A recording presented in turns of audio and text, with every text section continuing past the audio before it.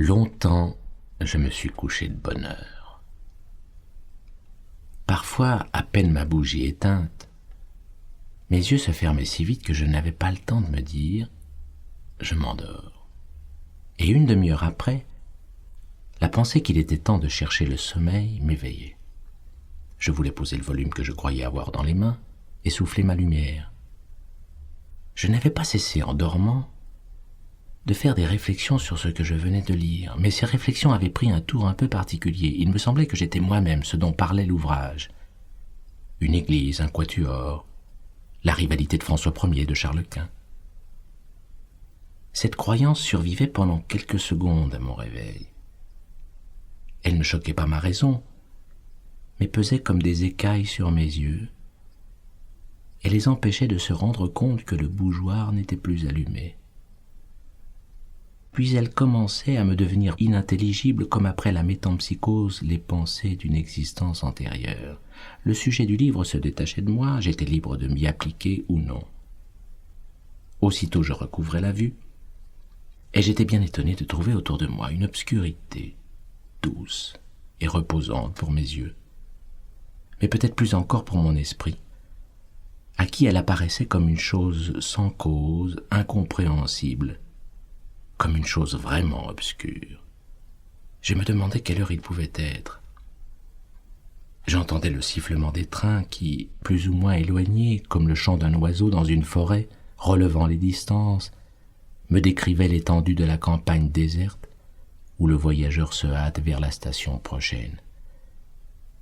Et le petit chemin qu'il suit va être gravé dans son souvenir par l'excitation qu'il doit à des lieux nouveaux, à des actes inaccoutumés, à la causerie récente, et aux adieux sous la lampe étrangère qui le suivent encore dans le silence de la nuit, à la douceur prochaine du retour. J'appuyais tendrement mes joues contre les belles joues de l'oreiller qui, pleines et fraîches, sont comme les joues de notre enfance. Je frottais une allumette pour regarder ma montre. Bientôt minuit. C'est l'instant où le malade qui a été obligé de partir en voyage et a dû coucher dans un hôtel inconnu, réveillé par une crise, se réjouit en apercevant sous la porte une raie de jour. Quel bonheur, c'est déjà le matin. Dans un moment, les domestiques seront levés, il pourra sonner, on viendra lui porter secours. L'espérance d'être soulagé lui donne du courage pour souffrir. Justement, il a cru entendre des pas. Les pas se rapprochent, puis s'éloignent. Et la raie de jour qui était sous sa porte a disparu. C'est minuit. On vient d'éteindre le gaz, le dernier domestique est parti et il faudra rester toute la nuit à souffrir sans remède. Je me rendormais et parfois je n'avais plus que de courts réveils d'un instant, le temps d'entendre les craquements organiques des boiseries, d'ouvrir les yeux pour fixer le kaléidoscope de l'obscurité, de goûter grâce à une lueur momentanée de conscience le sommeil où étaient plongés les meubles, la chambre. Le tout dont je n'étais qu'une petite partie et à l'insensibilité duquel je retournais vite munir. Ou bien, en dormant, j'avais rejoint sans effort un âge à jamais révolu de ma vie primitive. Retrouvé telle de mes terreurs enfantines comme celle que mon grand-oncle me tira par mes boucles et qu'avait dissipé le jour, date pour moi d'une ère nouvelle où on les avait coupées. J'avais oublié cet événement pendant mon sommeil. J'en retrouvais le souvenir aussitôt que j'avais réussi à m'éveiller pour échapper aux mains de mon grand-oncle, mais par mesure de précaution, j'entourais complètement ma tête de mon oreiller avant de retourner dans le monde des rêves.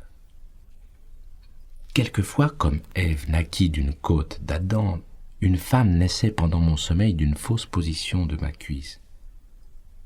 Formé du plaisir que j'étais sur le point de goûter, je m'imaginais que c'était elle qui me l'offrait.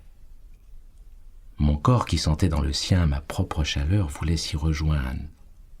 Je m'éveillai. Le reste des humains m'apparaissait comme bien lointain auprès de cette femme que j'avais quittée il y avait quelques moments à peine. Ma joue était chaude encore de son baiser, mon corps courbaturé par le poids de sa taille. Si, comme il arrivait quelquefois, elle avait les traits d'une femme que j'avais connue dans la vie, j'allais me donner tout entier à ce but, la retrouver. Comme ceux qui partent en voyage pour voir de leurs yeux une cité désirée et s'imaginent qu'on peut goûter dans une réalité le charme du songe. Peu à peu, son souvenir s'évanouissait j'avais oublié la fille de mon rêve. Un homme qui dort tient en cercle autour de lui le fil des heures, l'ordre des années et des mondes. Il les consulte d'instinct en s'éveillant. Et il lit en une seconde le point de la terre qu'il occupe, le temps qui s'est écoulé jusqu'à son réveil. Mais leurs rangs peuvent se mêler, se rompre.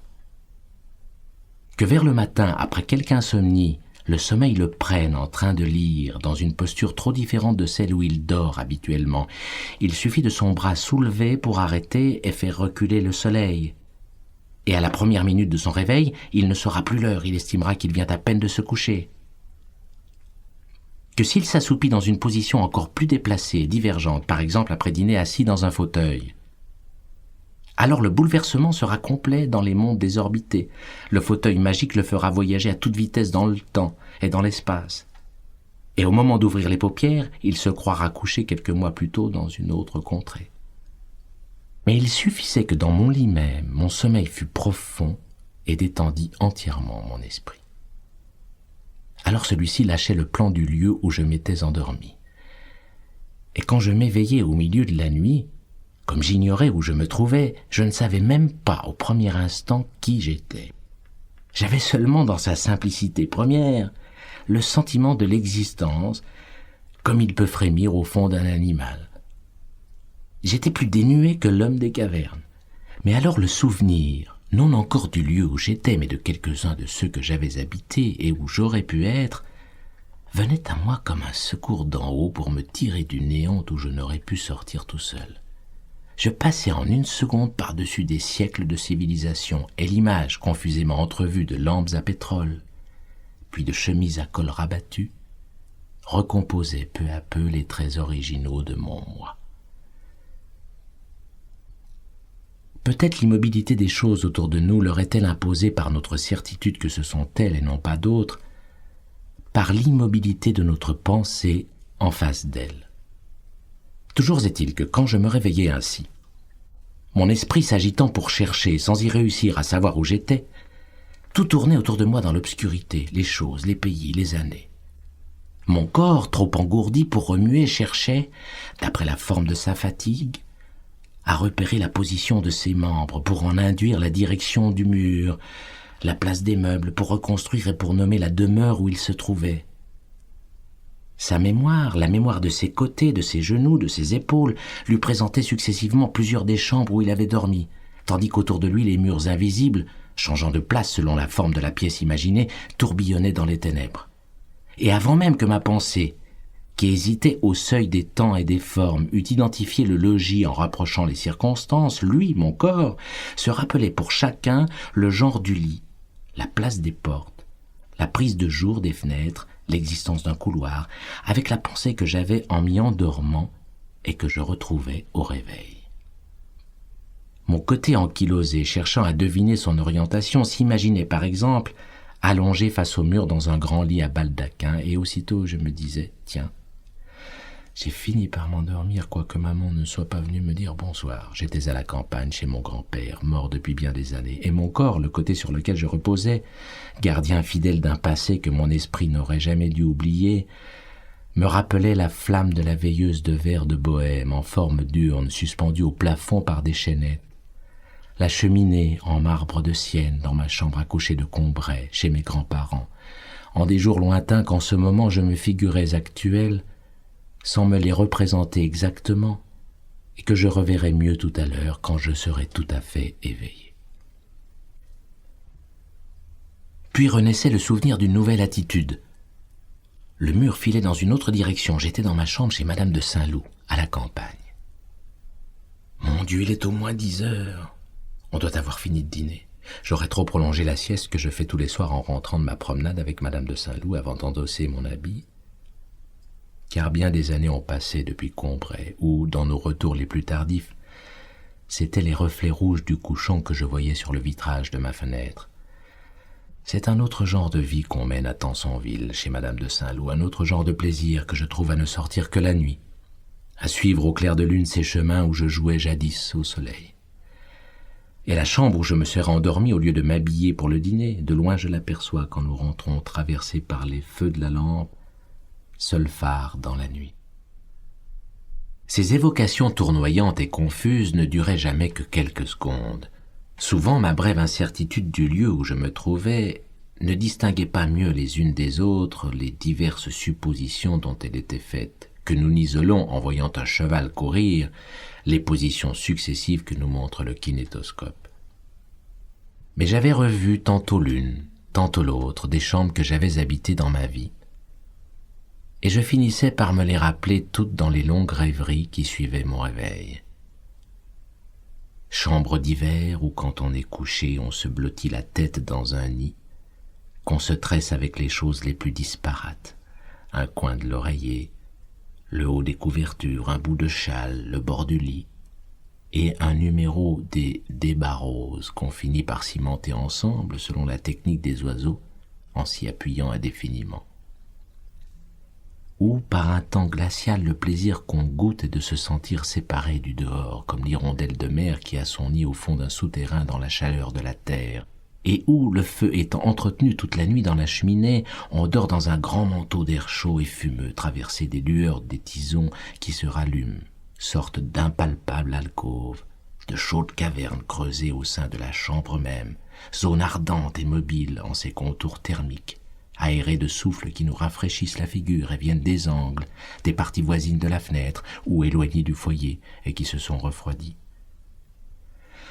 Chambre d'été, où l'on aime être uni à la nuit tiède, où le clair de lune appuyé au volet entr'ouvert jette jusqu'au pied du lit son échelle enchantée, où on dort presque en plein air, comme la mésange balancée par la brise à la pointe d'un rayon.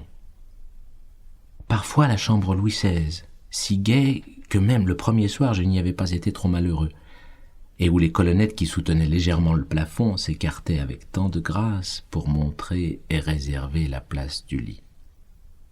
Parfois au contraire celle, petite et si élevée de plafond, creusée en forme de pyramide dans la hauteur de 2 étages et partiellement revêtue d'acajou, où dès la première seconde j'avais été intoxiqué moralement par l'odeur inconnue du vétiver, convaincu de l'hostilité des rideaux violets et de l'insolente indifférence de la pendule qui jacassait tout haut comme si je n'eusse pas été là. Où une étrange et impitoyable glace à pieds quadrangulaires barrant obliquement un des angles de la pièce se creusait à vif dans la douce plénitude de mon champ visuel accoutumé un emplacement qui n'y était pas prévu. Où ma pensée s'efforçant pendant des heures de se disloquer, de s'étirer en hauteur pour prendre exactement la forme de la chambre et arriver à remplir jusqu'en haut son gigantesque entonnoir, avait souffert bien de dures nuits, tandis que j'étais étendu dans mon lit, les yeux levés, l'oreille anxieuse, la narine rétive, le cœur battant. Jusqu'à ce que l'habitude eût changé la couleur des rideaux, fait taire la pendule, enseigner la pitié à la glace oblique et cruelle, dissimuler, sinon chasser complètement, l'odeur du vétiver et notablement diminuer la hauteur apparente du plafond. L'habitude, aménageuse, habile mais bien lente, et qui commence par laisser souffrir notre esprit pendant des semaines dans une installation provisoire, mais que, malgré tout, il est bien heureux de trouver, car sans l'habitude, et réduit à ses seuls moyens, il serait impuissant à nous rendre un logis habitable. Certes, j'étais bien éveillé maintenant. Mon corps avait viré une dernière fois, et le bon ange de la certitude avait tout arrêté autour de moi, m'avait couché sous mes couvertures dans ma chambre, et avait mis approximativement à leur place dans l'obscurité ma commode, mon bureau, ma cheminée, la fenêtre sur la rue et les 2 portes. Mais j'avais beau savoir que je n'étais pas dans les demeures dont l'ignorance du réveil m'avait en un instant sinon présenté l'image distincte, du moins fait croire la présence possible, le branle était donné à ma mémoire. Généralement, je ne cherchais pas à me rendormir tout de suite. Je passais la plus grande partie de la nuit à me rappeler notre vie d'autrefois. À Combray, chez ma grande-tante, à Balbec, à Paris, à Doncières, à Venise, ailleurs encore, à me rappeler les lieux, les personnes que j'y avais connues, ce que j'avais vu d'elles, ce qu'on m'en avait raconté. À Combray, tous les jours dès la fin de l'après-midi, longtemps avant le moment où il faudrait me mettre au lit et rester sans dormir loin de ma mère et de ma grand-mère, Ma chambre à coucher redevenait le point fixe et douloureux de mes préoccupations. On avait bien inventé pour me distraire les soirs où on me trouvait l'air trop malheureux de me donner une lanterne magique, dont, en attendant l'heure du dîner, on coiffait ma lampe. Et à l'instar des premiers architectes et maîtres verriers de l'âge gothique, elle substituait à l'opacité des murs d'impalpables irisations, de surnaturelles apparitions multicolores, où des légendes étaient dépeintes comme dans un vitrail vacillant et momentané. Mais ma tristesse n'en était qu'accrue, parce que rien que le changement d'éclairage détruisait l'habitude que j'avais de ma chambre, et grâce à quoi, sauf le supplice du coucher, elle m'était devenue supportable. Maintenant je ne la reconnaissais plus et j'y étais inquiet, comme dans une chambre d'hôtel ou de chalet où je fusse arrivé pour la première fois en descendant de chemin de fer. Au pas saccadé de son cheval, Golo, plein d'un affreux dessein, sortait de la petite forêt triangulaire qui veloutait d'un vert sombre la pente d'une colline et s'avançait en tressautant vers le château de la pauvre Geneviève de Brabant. Ce château était coupé selon une ligne courbe qui n'était autre que la limite d'un des ovales de verre ménagés dans le châssis qu'on glissait entre les coulisses de la lanterne. Ce n'était qu'un pan de château, et il avait devant lui une lande où rêvait Geneviève qui portait une ceinture bleue. Le château et la lande étaient jaunes, et je n'avais pas attendu de les voir pour connaître leur couleur, car, avant les vers du châssis, la sonorité mordorée du nom de Brabant me l'avait montré avec évidence.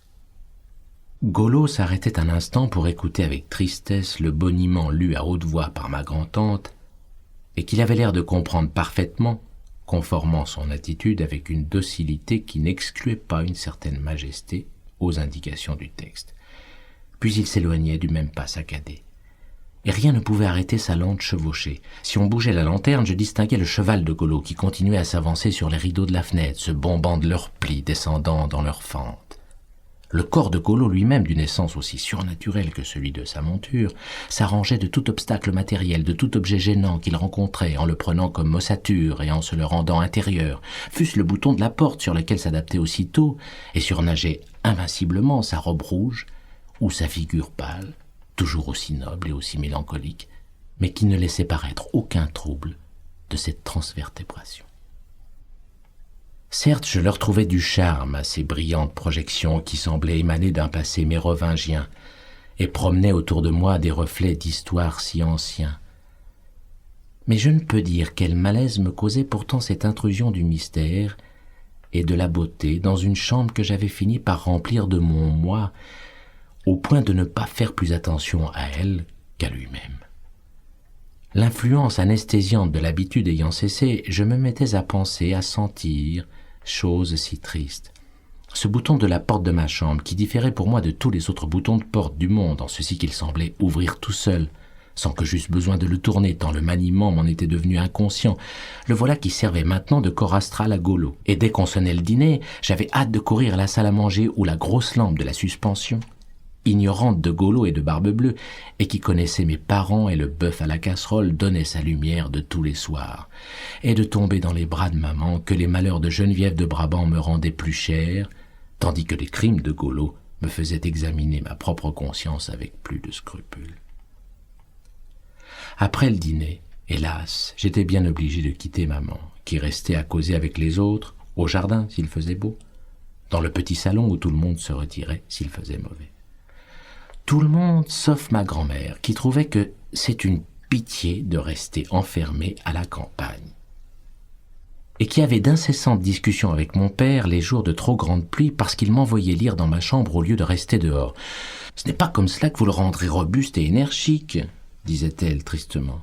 « Surtout ce petit qui a tant besoin de prendre des forces et de la volonté. » Mon père haussait les épaules, et il examinait le baromètre, car il aimait la météorologie, pendant que ma mère, évitant de faire du bruit pour ne pas le troubler, le regardait avec un respect attendri, mais pas trop fixement pour ne pas chercher à percer le mystère de ses supériorités.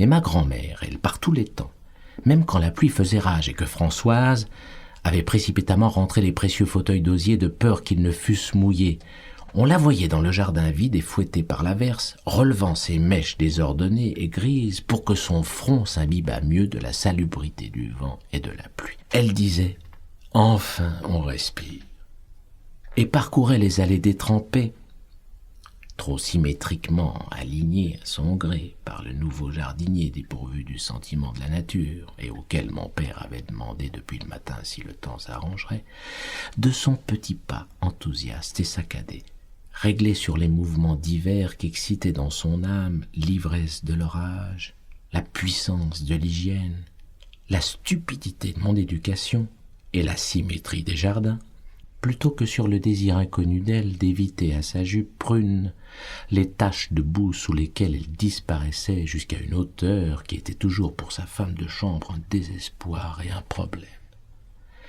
Quand ces tours de jardin de ma grand-mère avaient lieu après dîner, une chose avait le pouvoir de la faire rentrer. C'était, à un des moments où la révolution de sa promenade la ramenait périodiquement, comme un insecte en face des lumières du petit salon où les liqueurs étaient servies sur la table à jeu, si ma grand-tante lui criait « Bathilde, viens donc empêcher ton mari de boire du cognac !» Pour la taquiner, en effet, elle avait apporté dans la famille de mon père un esprit si différent que tout le monde la plaisantait, la tourmentait. Comme les liqueurs étaient défendues à mon grand-père, ma grand-tante lui en faisait boire quelques gouttes. Ma pauvre grand-mère entrait, priait ardemment son mari de ne pas goûter au cognac. Il se fâchait, buvait tout de même sa gorgée, et ma grand-mère repartait, triste, découragée, souriant pourtant, car elle était si humble de cœur et si douce, que sa tendresse pour les autres, et le peu de cas qu'elle faisait de sa propre personne et de ses souffrances, se conciliaient dans son regard en un sourire où, contrairement à ce qu'on voit dans le visage de beaucoup d'humains, il n'y avait d'ironie que pour elle-même, et pour nous tous, comme un baiser de ses yeux qui ne pouvaient voir ceux qu'elle chérissait sans les caresser passionnément du regard. Ce supplice que lui infligeait ma grand-tante, le spectacle des vaines prières de ma grand-mère et de sa faiblesse vaincue d'avance, essayant inutilement d'ôter à mon grand-père le verre à liqueur, c'était de ces choses à la vue desquelles on s'habitue plus tard, jusqu'à les considérer en riant, et à prendre le parti du persécuteur assez résolument et gaiement pour se persuader à soi-même qu'il ne s'agit pas de persécution. Elle me causait alors une telle horreur que j'aurais aimé battre ma grand-tante, mais dès que j'entendais « Bathilde, viens donc empêcher ton mari de boire du cognac », déjà homme par la lâcheté, je faisais ce que nous faisons tous, une fois que nous sommes grands, quand il y a devant nous des souffrances et des injustices. Je ne voulais pas les voir. Je montai sangloter tout en haut de la maison, à côté de la salle d'études, sous les toits, dans une petite pièce sentant l'iris, et que parfumait aussi un cassis sauvage poussé au dehors entre les pierres de la muraille et qui passait une branche de fleurs par la fenêtre entr'ouverte. Destinée à un usage plus spécial et plus vulgaire, cette pièce, d'où l'on voyait pendant le jour jusqu'au donjon de Roussainville-le-Pin, servit longtemps de refuge pour moi, sans doute parce qu'elle était la seule qu'il me fut permis de fermer à clé, à toutes celles de mes occupations qui réclamaient une inviolable solitude, la lecture, la rêverie, les larmes et la volupté. Hélas, je ne savais pas que, bien plus tristement que les petits écarts de régime de son mari, mon manque de volonté, ma santé délicate, l'incertitude qu'il projetait sur mon avenir, préoccupaient ma grand-mère, au cours de ces déambulations incessantes de l'après-midi et du soir, où on voyait passer et repasser, obliquement levé vers le ciel, son beau visage aux joues brunes et sillonnées, devenu au retour de l'âge presque mauve, comme les labours à l'automne, barré si elle sortait par une voilette à demi relevée, et sur lesquelles, amenée là par le froid ou quelque triste pensée, était toujours en train de sécher un pleur involontaire.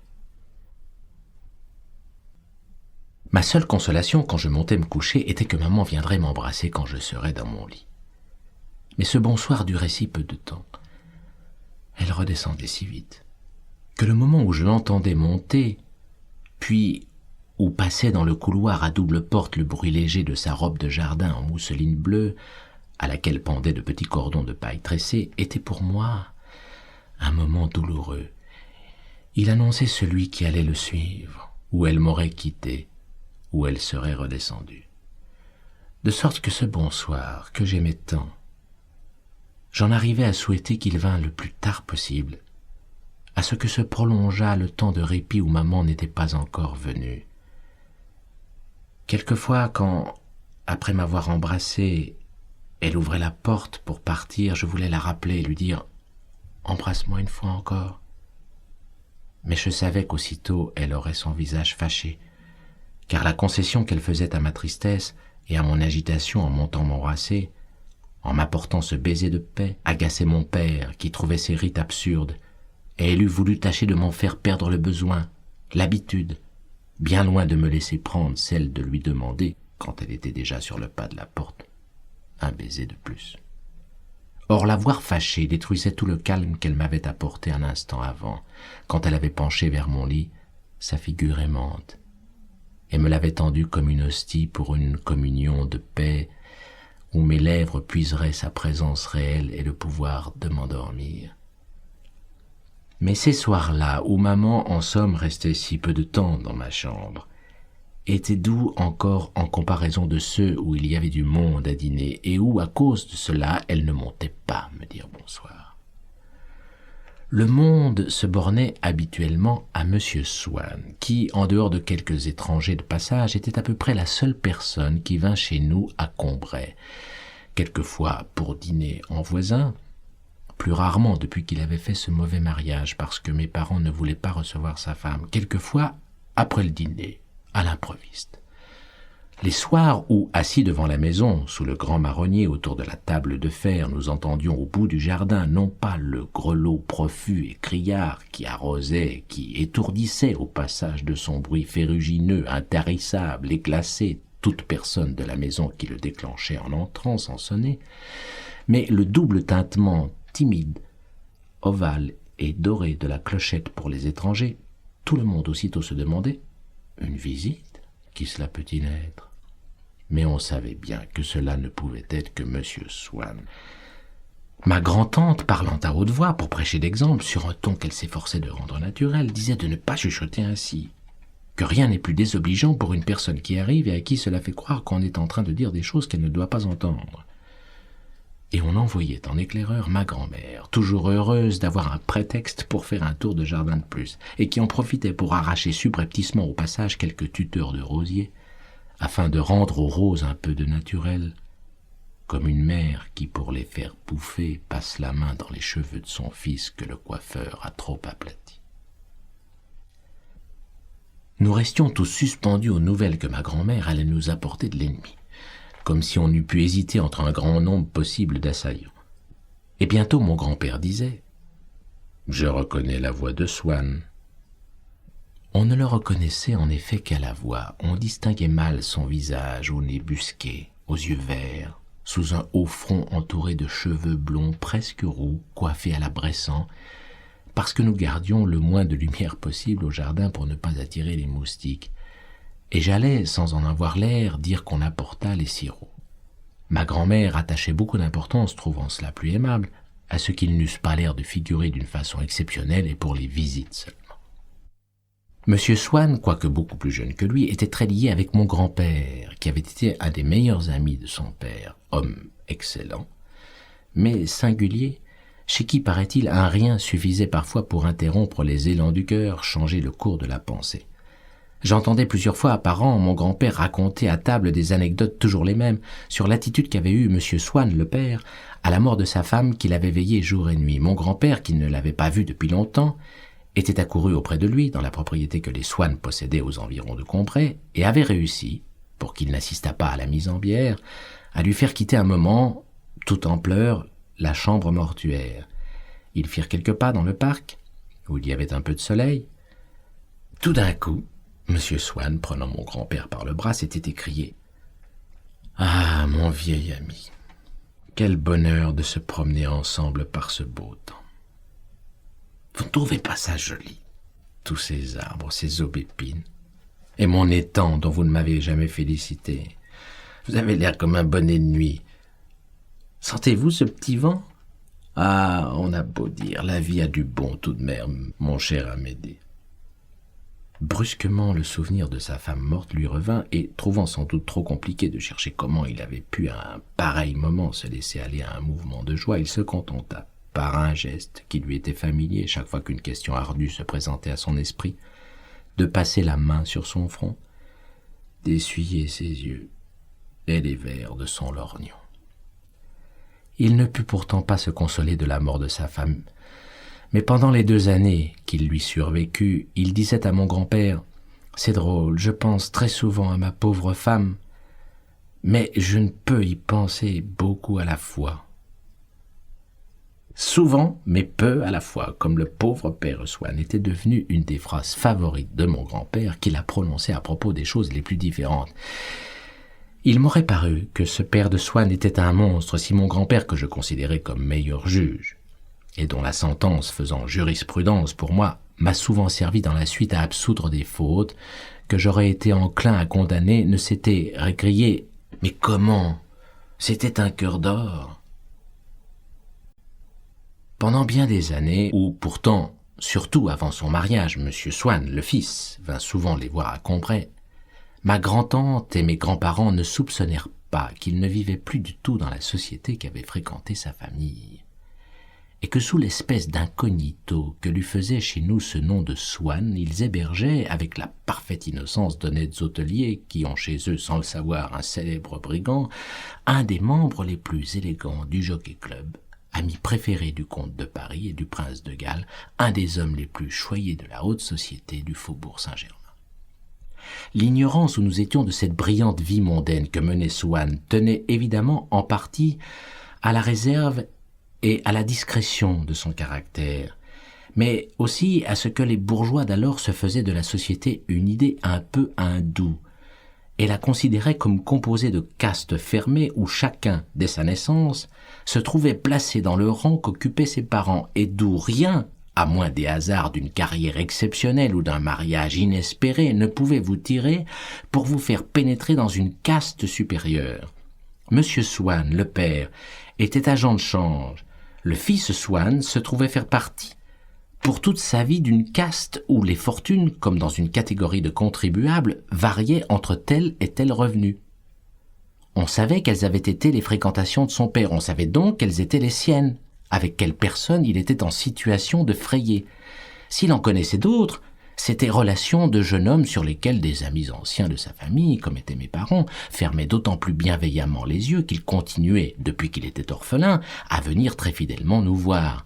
Mais il y avait fort à parier que ces gens inconnus de nous qu'il voyait étaient de ceux qu'il n'aurait pas osé saluer si, étant avec nous, il les avait rencontrés. Si l'on avait voulu à toute force appliquer à Swann un coefficient social qui lui fût personnel, entre les autres fils d'agents de situation égale à celle de ses parents, ce coefficient eût été pour lui un peu inférieur, parce que, très simple de façon et ayant toujours eu une toquade d'objets anciens et de peintures, il demeurait maintenant dans un vieil hôtel où il entassait ses collections et que ma grand-mère rêvait de visiter, mais qui était situé quai d'Orléans, quartier que ma grand-tante trouvait infamant d'habiter. Êtes-vous seulement connaisseur? Je vous demande cela dans votre intérêt parce que vous devez vous faire repasser des croûtes par les marchands, lui disait ma grand-tante. Elle ne lui supposait en effet aucune compétence et n'avait pas haute idée même au point de vue intellectuel d'un homme qui, dans la conversation, évitait les sujets sérieux et montrait une précision fort prosaïque non seulement quand il nous donnait, en entrant dans les moindres détails, des recettes de cuisine, mais même quand les sœurs de ma grand-mère parlaient de sujets artistiques. Provoqué par elle à donner son avis, à exprimer son admiration pour un tableau, il gardait un silence, presque désobligeant, et se rattrapait, en revanche, s'il pouvait fournir sur le musée où il se trouvait, sur la date où il avait été peint, un renseignement matériel. Mais d'habitude, il se contentait de chercher à nous amuser, en racontant chaque fois une histoire nouvelle qui venait de lui arriver avec des gens choisis parmi ceux que nous connaissions, avec le pharmacien de Combray, avec notre cuisinière, avec notre cocher. Certes, ces récits faisaient rire ma grand-tante, mais sans qu'elle distinguât bien si c'était à cause du rôle ridicule que s'y donnait toujours Swann, ou de l'esprit qu'il mettait à les conter. « On peut dire que vous êtes un vrai type, monsieur Swann. » Comme elle était la seule personne un peu vulgaire de notre famille, elle avait soin de faire remarquer aux étrangers, quand on parlait de Swann, qu'il aurait pu, s'il avait voulu, habiter boulevard Haussmann ou avenue de l'Opéra, qu'il était le fils de M. Swann qui avait dû lui laisser 4 ou 5 millions, mais que c'était sa fantaisie.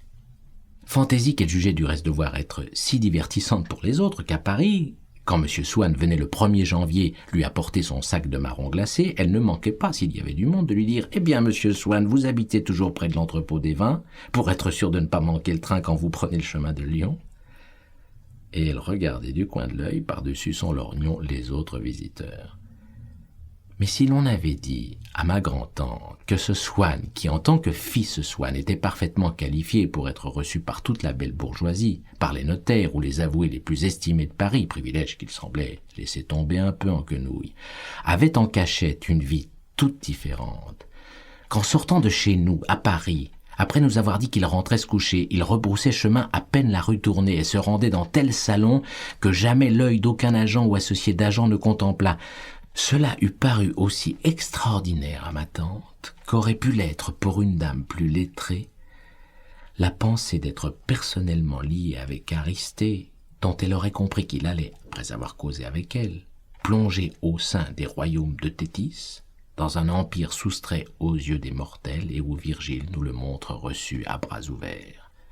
Ou, pour s'en tenir à une image qui avait plus de chances de lui venir à l'esprit, car elle l'avait vue peinte sur nos assiettes à petits fours de Combray, d'avoir eu à dîner Ali Baba, lequel, quand il se saura seul, pénétrera dans la caverne éblouissante de trésors insoupçonnés.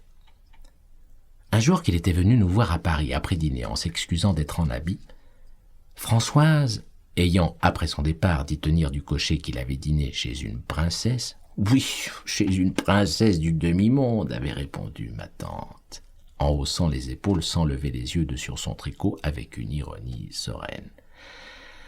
Aussi ma grand-tante en usait-elle cavalièrement avec lui.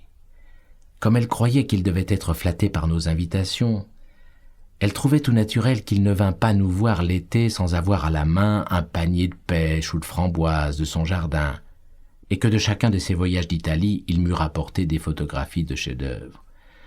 On ne se gênait guère pour l'envoyer quérir dès qu'on avait besoin d'une recette de sauce gribiche ou de salade à l'ananas pour des grands dîners où on ne l'invitait pas, ne lui trouvant pas un prestige suffisant pour qu'on pût le servir à des étrangers qui venaient pour la première fois. Si la conversation tombait sur les princes de la maison de France, des gens que nous ne connaîtrons jamais, ni vous ni moi, et nous nous en passons, n'est-ce pas, disait ma grand-tante à Swann, qui avait peut-être dans sa poche une lettre de Twickenham. Elle lui faisait pousser le piano et tourner les pages les soirs où la sœur de ma grand-mère chantait, ayant pour manier cet être ailleurs si recherché la naïve brusquerie d'un enfant qui joue avec un bibelot de collection sans plus de précaution qu'avec un objet bon marché. Sans doute le Swann que connurent à la même époque tant de clubmen était bien différent de celui que créait ma grand-tante. Quand le soir, dans le petit jardin de Combray, après qu'avaient retenti les 2 coups hésitants de la clochette, elle injectait et vivifiait de tout ce qu'elle savait sur la famille Swann, l'obscur et incertain personnage qui se détachait suivi de ma grand-mère sur un fond de ténèbres et qu'on reconnaissait à la voix. Mais même au point de vue des plus insignifiantes choses de la vie, nous ne sommes pas un tout matériellement constitué, identique pour tout le monde, et dont chacun n'a qu'à aller prendre connaissance comme d'un cahier des charges ou d'un testament. Notre personnalité sociale est une création de la pensée des autres. Même l'acte si simple que nous appelons « voir une personne que nous connaissons » est en partie un acte intellectuel. Nous remplissons l'apparence physique de l'être que nous voyons de toutes les notions que nous avons sur lui, et dans l'aspect total que nous nous représentons, ces notions ont certainement la plus grande part. Elles finissent par gonfler si parfaitement les joues, par suivre en une adhérence si exacte la ligne du nez, elles se mêlent si bien de nuancer la sonorité de la voix comme si celle-ci n'était qu'une transparente enveloppe, que chaque fois que nous voyons ce visage et que nous entendons cette voix, ce sont ces notions que nous retrouvons, que nous écoutons. Sans doute dans le Swann qu'il s'était constitué, mes parents avaient omis par ignorance de faire entrer une foule de particularités de sa vie mondaine, qui était cause que d'autres personnes, quand elles étaient en sa présence, voyaient les élégances régner dans son visage et s'arrêter à son nez busqué comme à leur frontière naturelle. Mais aussi, ils avaient pu entasser dans ce visage désaffecté de son prestige, vacant et spacieux, au fond de ses yeux dépréciés, le vague et doux résidu, mi-mémoire, mi-oubli, des heures oisives passées ensemble après nos dîners hebdomadaires, autour de la table de jeu ou au jardin durant notre vie de bon voisinage compagnard. L'enveloppe corporelle de notre ami en avait été si bien bourrée, ainsi que de quelques souvenirs relatifs à ses parents, que ce Swann-là était devenu un être complet et vivant, et que j'ai l'impression de quitter une personne pour aller vers une autre qui en est distincte, quand, dans ma mémoire, du Swann que j'ai connu plus tard avec exactitude, je passe à ce premier Swann dans lequel je retrouve les erreurs charmantes de ma jeunesse, et qui d'ailleurs ressemble moins à l'autre qu'aux personnes que j'ai connues à la même époque, comme s'il en était de notre vie ainsi que d'un musée où tous les portraits d'un même temps ont un air de famille, une même tonalité. À ce premier Swann rempli de loisirs, parfumé par l'odeur du grand marronnier, des paniers de framboises et d'un brin d'estragon. Pourtant, un jour que ma grand-mère était allée demander un service à une dame qu'elle avait connue au Sacré-Cœur et avec laquelle, à cause de notre conception des castes, elle n'avait pas voulu rester en relation malgré une sympathie réciproque, la marquise de Villeparisis de la célèbre famille de Bouillon, celle-ci lui avait dit « Je crois que vous connaissez beaucoup Monsieur Swann, qui est un grand ami de mes neveux des Laumes. » Ma grand-mère était revenue de sa visite enthousiasmée par la maison qui donnait sur des jardins, et où madame de Villeparisis lui conseillait de louer, et aussi par un giletier et sa fille, qui avaient leur boutique dans la cour, et chez qui elle était entrée demander qu'on fît un point à sa jupe qu'elle avait déchirée dans l'escalier. Ma grand-mère avait trouvé ces gens parfaits. Elle déclarait que la petite était une perle et que le giletier était l'homme le plus distingué, le mieux qu'elle eût jamais vu. Car pour elle, la distinction était quelque chose d'absolument indépendant du rang social. Elle s'extasiait sur une réponse que le giletier lui avait faite, disant à maman « Sévigné n'aurait pas mieux dit ». Et en revanche, d'un neveu de madame de Villeparisis qu'elle avait rencontré chez elle, « Ah, ma fille, comme il est commun !» Or, le propos relatif à Swann avait eu pour effet non pas de relever celui-ci dans l'esprit de ma grand-tante, mais d'y abaisser madame de Villeparisis. Il semblait que la considération que sur la foi de ma grand-mère nous accordions à madame de Villeparisis lui créait un devoir de ne rien faire qui l'en rendît moins digne, et auquel elle avait manqué en apprenant l'existence de Swann, en permettant à des parents à elle de le fréquenter. Comment elle connaît Swann pour une personne que tu prétendais parente du maréchal de Mac-Mahon ? Cette opinion de mes parents sur les relations de Swann leur parut ensuite confirmée par son mariage avec une femme de la pire société, presque une cocotte, que d'ailleurs il ne chercha jamais à présenter, continuant à venir seul chez nous, quoique de moins en moins, mais d'après laquelle ils crurent pouvoir juger, supposant que c'était là qu'ils l'avaient prise, le milieu inconnu d'eux qu'ils fréquentaient habituellement. Mais, une fois, mon grand-père lut dans un journal que M. Swann était un des plus fidèles habitués des déjeuners du dimanche chez le duc de X, dont le père et l'oncle avaient été les hommes d'État les plus en vue du règne de Louis-Philippe. Or, mon grand-père était curieux de tous les petits faits qui pouvaient l'aider à entrer par la pensée dans la vie privée d'hommes comme Molé, comme le duc Pasquier, comme le duc de Broglie. Il fut enchanté d'apprendre que Swann fréquentait des gens qui les avaient connus. Ma grand-tante, au contraire, interpréta cette nouvelle dans un sens défavorable à Swann. Quelqu'un qui choisissait ses fréquentations en dehors de la caste où il était né, en dehors de sa classe sociale, subissait à ses yeux un fâcheux déclassement. Il lui semblait qu'on renonçât d'un coup aux fruits de toutes les belles relations avec des gens bien posés qu'avaient honorablement entretenues et engrangées pour leurs enfants les familles prévoyantes. Ma grand-tante avait même cessé de voir le fils d'un notaire de nos amis parce qu'il avait épousé une altesse et était, par là, descendu pour elle du rang respecté de fils de notaire à celui d'un de ces aventuriers anciens valets de chambre ou garçons d'écurie pour qui on raconte que les reines eurent parfois des bontés. Elle blâma le projet qu'avait mon grand-père d'interroger Swann, le soir prochain où il devait venir dîner, sur ses amis que nous lui découvrions. D'autre part, les deux sœurs de ma grand-mère, vieille fille qui avait sa noble nature, mais non son esprit, déclarèrent ne pas comprendre le plaisir que leur beau-frère pouvait trouver à parler de niaiseries pareilles.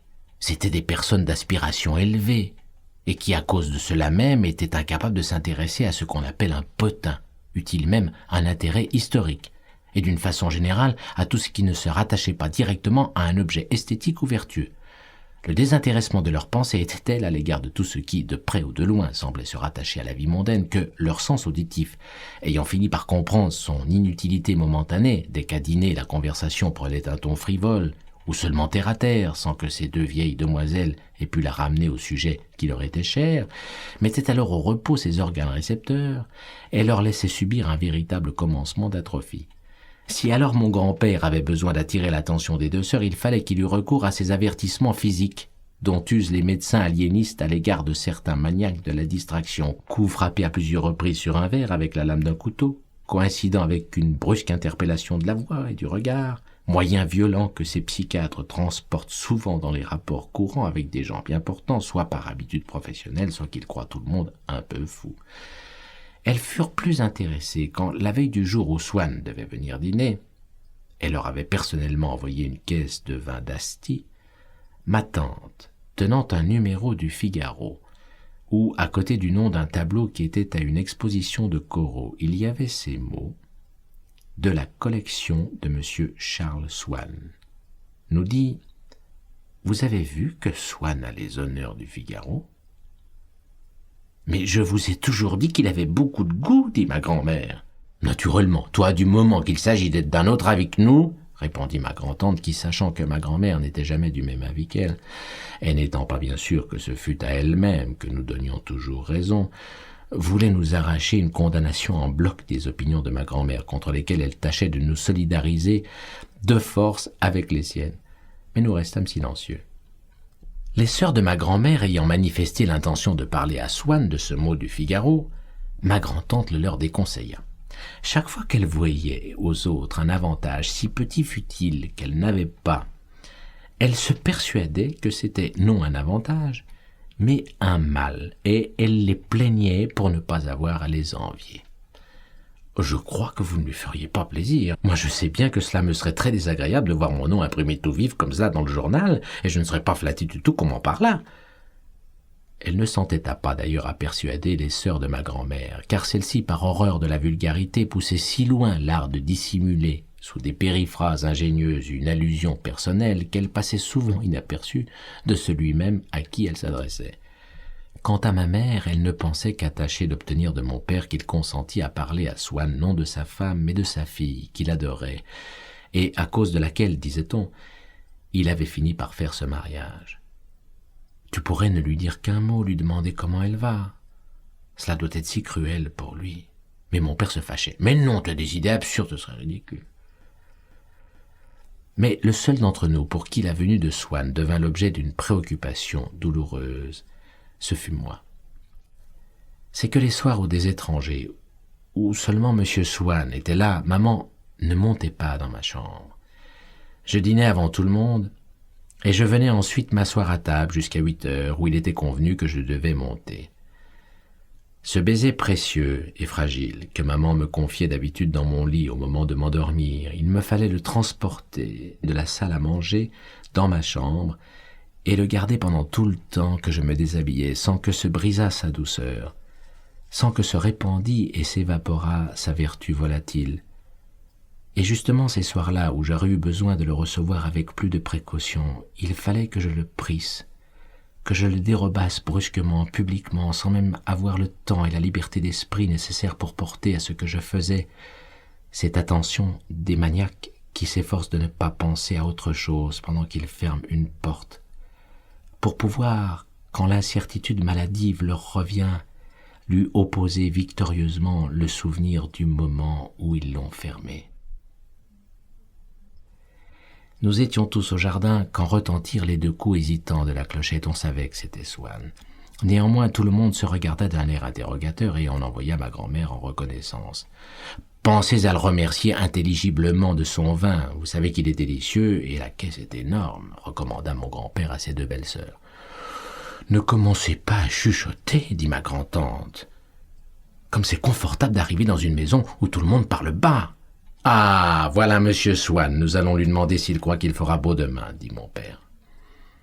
Ma mère pensait qu'un mot d'elle effacerait toute la peine que dans notre famille on avait pu faire à Swann depuis son mariage. Elle trouva le moyen de l'emmener un peu à l'écart, mais je la suivis. Je ne pouvais me décider à la quitter d'un pas en pensant que tout à l'heure il faudrait que je la laisse dans la salle à manger et que je remonte dans ma chambre sans avoir, comme les autres soirs, la consolation qu'elle vint m'embrasser. « Voyons, monsieur Swann, lui dit-elle, parlez-moi un peu de votre fille. Je suis sûre qu'elle a déjà le goût des belles œuvres comme son papa. »« Mais venez donc vous asseoir avec nous tous sur la véranda, » dit mon grand-père en s'approchant. Ma mère fut obligée de s'interrompre, mais elle tira de cette contrainte même une pensée délicate de plus, comme les bons poètes que la tyrannie de la rime force à trouver leur plus grande beauté. « Nous reparlerons d'elle quand nous serons tous les 2, dit-elle à mi-voix à Swann. Il n'y a qu'une maman qui soit digne de vous comprendre. Je suis sûr que la sienne serait de mon avis. » Nous nous assîmes tous autour de la table de fer. J'aurais voulu ne pas penser aux heures d'angoisse que je passerais ce soir seul dans ma chambre sans pouvoir m'endormir. Je tâchais de me persuader qu'elles n'avaient aucune importance, puisque je les aurais oubliées demain matin, de m'attacher à des idées d'avenir qui auraient dû me conduire comme sur un pont au-delà de l'abîme prochain qui m'effrayait. Mais mon esprit, tendu par ma préoccupation, rendu convexe comme le regard que je dardais sur ma mère, ne se laissait pénétrer par aucune impression étrangère. Les pensées entraient bien en lui, mais à condition de laisser dehors tout élément de beauté ou simplement de drôlerie qui m'eût touché ou distrait. Comme un malade, grâce à un anesthésique, assiste avec une pleine lucidité à l'opération qu'on pratique sur lui, mais sans rien sentir, je pouvais me réciter des vers que j'aimais, ou observer les efforts que mon grand-père faisait pour parler à Swann du duc d'Autifray-Pasquier, sans que les premiers me fissent éprouver aucune émotion, les seconds aucune gaieté. Ces efforts furent infructueux. À peine mon grand-père eut-il posé à Swann une question relative à cet orateur, qu'une des sœurs de ma grand-mère, aux oreilles de qui cette question résonna comme un silence profond mais intempestif et qu'il était poli de rompre, interpella l'autre. « Imagine-toi, Céline, que j'ai fait la connaissance d'une jeune institutrice suédoise qui m'a donné sur les coopératives dans les pays scandinaves des détails, tout ce qu'il y a de plus intéressant. Il faudra qu'elle vienne dîner ici un soir. »« Je crois bien, » répondit sa sœur, Flora. « Mais je n'ai pas perdu mon temps non plus. J'ai rencontré chez M. Vinteuil un vieux savant qui connaît beaucoup Mauban, et à qui Mauban a expliqué dans le plus grand détail comment il s'y prend pour composer un rôle. C'est tout ce qu'il y a de plus intéressant. C'est un voisin de M. Vinteuil. Je n'en savais rien et il est très aimable. »« Il n'y a pas que M. Vinteuil qui ait des voisins aimables, » s'écria ma tante Céline d'une voix que la timidité rendait forte et la préméditation factice, tout en jetant sur Swann ce qu'elle appelait un regard significatif. En même temps, ma tante Flora, qui avait compris que cette phrase était le remerciement de Céline pour le vin d'Asti, regardait également Swann avec un air mêlé de congratulation et d'ironie, soit simplement pour souligner le trait d'esprit de sa sœur, soit qu'elle enviât Swann de l'avoir inspiré, soit qu'elle ne put s'empêcher de se moquer de lui parce qu'elle le croyait sur la sellette. « Je crois qu'on pourra réussir à avoir ce monsieur à dîner, » continua Flora. « Quand on le met sur Mauban ou sur Madame Materna, il parle des heures sans s'arrêter. »« Ce doit être délicieux, » soupira mon grand-père, dans l'esprit de qui la nature avait malheureusement aussi complètement omis d'inclure la possibilité de s'intéresser passionnément aux coopératives suédoises ou à la composition des rôles de Mauban, qu'elle avait oublié de fournir celui des sœurs de ma grand-mère du petit grain de sel qu'il faut ajouter soi-même pour y trouver quelque saveur à un récit sur la vie intime de Molé ou du comte de Paris. Tenez, dit Swann à mon grand-père, ce que je vais vous dire a plus de rapport que cela n'en a l'air avec ce que vous me demandiez, car sur certains points les choses n'ont pas énormément changé. Je relisais ce matin dans Saint-Simon quelque chose qui vous aurait amusé. C'est dans le volume sur son ambassade d'Espagne. Ce n'est pas des meilleurs, ce n'est guère qu'un journal, mais du moins un journal merveilleusement écrit, ce qui fait déjà une première différence avec les assommants journaux que nous nous croyons obligés de lire matin et soir. « Oh, je ne suis pas de votre avis, il y a des jours où la lecture des journaux me semble fort agréable », interrompit ma tante Flora pour montrer qu'elle avait lu la phrase sur le corot de Swann dans le Figaro. « Quand il parle de choses ou de gens qui nous intéressent », enchérit ma tante Céline. « Ah, je ne dis pas non, » répondit Swann, étonné.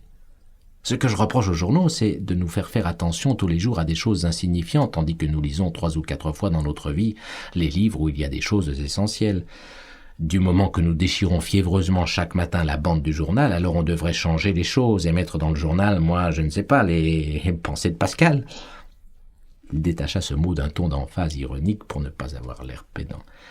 « Et c'est dans le volume doré sur tranche que nous n'ouvrons qu'une fois tous les 10 ans, ajouta-t-il en témoignant pour les choses mondaines ce dédain qu'affectent certains hommes du monde, que nous lirions que la reine de Grèce est allée à Cannes ou que la princesse de Léon a donné un bal costumé.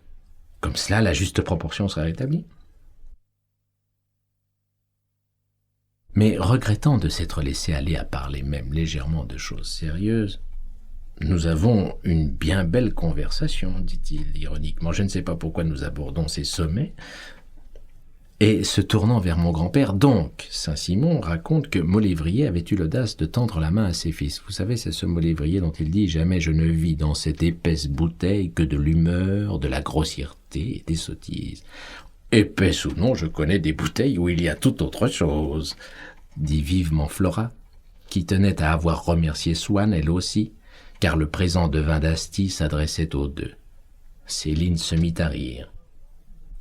Swann interloqué reprit « Je ne sais si ce fut ignorance ou panneau, écrit Saint-Simon. Il voulut donner la main à mes enfants, je m'en aperçus assez tôt pour l'en empêcher. » Mon grand-père s'extasiait déjà sur ignorance ou panneau, mais mademoiselle Céline, chez qui le nom de Saint-Simon, un littérateur, avait empêché l'anesthésie complète des facultés auditives, s'indignait déjà. « Comment vous admirez cela ?»« Ah ben c'est du joli. Mais qu'est-ce que cela peut vouloir dire? Est-ce qu'un homme n'est pas autant qu'un autre? Qu'est-ce que cela peut faire qu'il soit duc ou cocher s'il a de l'intelligence et du cœur? Il avait une belle manière d'élever ses enfants, votre Saint-Simon, s'il ne leur disait pas de donner la main à tous les honnêtes gens. Mais c'est abominable, tout simplement. Et vous osez citer cela ?» Et mon grand-père, navré, sentant l'impossibilité devant cette obstruction de chercher à faire raconter à Swann les histoires qui l'eussent amusé, disait à voix basse à maman « Rappelle-moi donc le vers que tu m'as appris et qui me soulage tant dans ces moments-là. Ah oui, Seigneur, que de vertus vous nous faites haïr.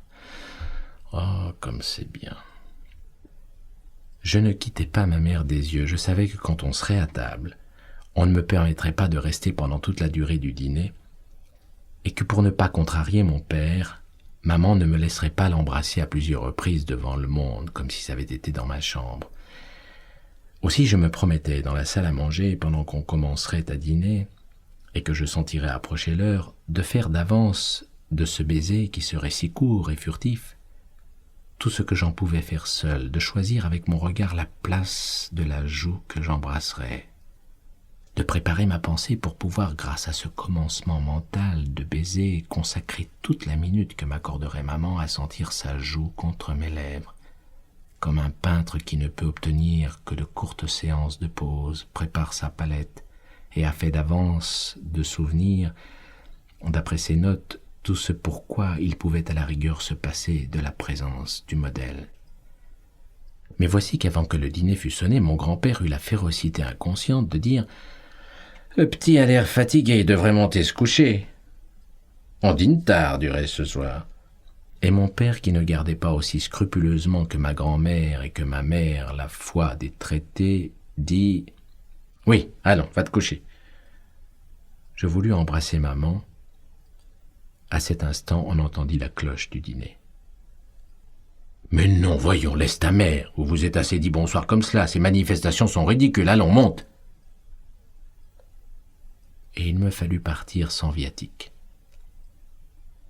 Il me fallut monter chaque marche de l'escalier, comme dit l'expression populaire, à contre-cœur, montant contre mon cœur, qui voulait retourner près de ma mère parce qu'elle ne lui avait pas, en m'embrassant, donné licence de me suivre. Cet escalier détesté, où je m'engageais toujours si tristement, exhalait une odeur de vernis qui avait en quelque sorte absorbé, fixé, cette sorte particulière de chagrin que je ressentais chaque soir, et la rendait peut-être plus cruelle encore pour ma sensibilité, parce que sous cette forme olfactive mon intelligence n'en pouvait plus prendre sa part. Quand nous dormons, et qu'une rage de dents n'est encore perçue par nous que comme une jeune fille que nous nous efforçons 200 fois de suite de tirer de l'eau, ou que comme un vers de Molière que nous nous répétons sans arrêter, c'est un grand soulagement de nous réveiller et que notre intelligence puisse débarrasser l'idée de rage de dents, de tout déguisement héroïque ou cadencé. C'est l'inverse de ce soulagement que j'éprouvais quand mon chagrin de monter dans ma chambre entrait en moi d'une façon infiniment plus rapide, presque instantanée, à la fois insidieuse et brusque, par l'inhalation beaucoup plus toxique que la pénétration morale de l'odeur de vernis particulière à cet escalier. Une fois dans ma chambre, il fallut boucher toutes les issues, fermer les volets, creuser mon propre tombeau, en défaisant mes couvertures, revêtir le suaire de ma chemise de nuit. Mais avant de m'ensevelir dans le lit de fer qu'on avait ajouté dans la chambre parce que j'avais trop chaud l'été sous les courtines de reps du grand lit, j'eus un mouvement de révolte. Je voulus essayer d'une ruse de condamné. J'écrivis à ma mère en la suppliant de monter pour une chose grave que je ne pouvais lui dire dans ma lettre. Mon effroi était que Françoise, la cuisinière de ma tante, qui était chargée de s'occuper de moi quand j'étais à Combray, refusa de porter mon mot. Je me doutais que pour elle, faire une commission à ma mère quand il y avait du monde lui paraîtrait aussi impossible que pour le portier d'un théâtre de remettre une lettre à un acteur pendant qu'il est en scène. Elle possédait à l'égard des choses qui peuvent ou ne peuvent pas se faire un code impérieux, abondant, subtil et intransigeant sur des distinctions insaisissables ou oiseuses. Ce qui lui donnait l'apparence de ces lois antiques qui, à côté de prescriptions féroces comme de massacrer les enfants à la mamelle, défendent avec une délicatesse exagérée de faire bouillir le chevreau dans le lait de sa mère ou de manger dans un animal le nerf de la cuisse. Ce code, si l'on en jugeait par l'entêtement soudain qu'elle mettait à ne pas vouloir faire certaines commissions que nous lui donnions, semblait avoir prévu des complexités sociales et des raffinements mondains tels que rien dans l'entourage de Françoise et dans sa vie de domestique de village n'avait pu les lui suggérer. Et l'on était obligé de se dire qu'il y avait en elle un passé français très ancien, noble et mal compris, comme dans ces cités manufacturières où de vieux hôtels témoignent qu'il y eut jadis une vie de cour, et où les ouvriers d'une usine de produits chimiques travaillent au milieu de délicates sculptures qui représentent le miracle de Saint Théophile ou les 4 fils aimants. Dans le cas particulier, l'article du code à cause duquel il était peu probable que, sauf le cas d'incendie, Françoise alla déranger maman en présence de M. Swann, pour un aussi petit personnage que moi, exprimait simplement le respect qu'elle professait non seulement pour les parents, comme pour les morts, les prêtres et les rois, mais encore pour l'étranger à qui on donne l'hospitalité, respect qui m'aurait peut-être touché dans un livre, mais qui m'irritait toujours dans sa bouche à cause du ton grave et attendri qu'elle prenait pour en parler, et davantage ce soir où le caractère sacré qu'elle conférait au dîner avait pour effet qu'elle refuserait d'en troubler la cérémonie. Mais pour mettre une chance de mon côté, je n'hésitais pas à mentir, et à lui dire que ce n'était pas du tout moi qui avais voulu écrire à maman, mais que c'était maman qui, en me quittant, m'avait recommandé de ne pas oublier de lui envoyer une réponse relativement à un objet qu'elle m'avait prié de chercher, et elle serait certainement très fâchée si on ne lui remettait pas ce mot. Je pense que Françoise ne me crut pas, car, comme les hommes primitifs dont les sens étaient plus puissants que les nôtres, elle discernait immédiatement à des signes insaisissables pour nous toute vérité que nous voulions lui cacher. Elle regarda pendant 5 minutes l'enveloppe comme si l'examen du papier et l'aspect de l'écriture allait la renseigner sur la nature du contenu ou lui apprendre à quel article de son code elle devait se référer. Puis elle sortit d'un air résigné qui semblait signifier « C'est-il pas malheureux pour des parents d'avoir un enfant pareil ?»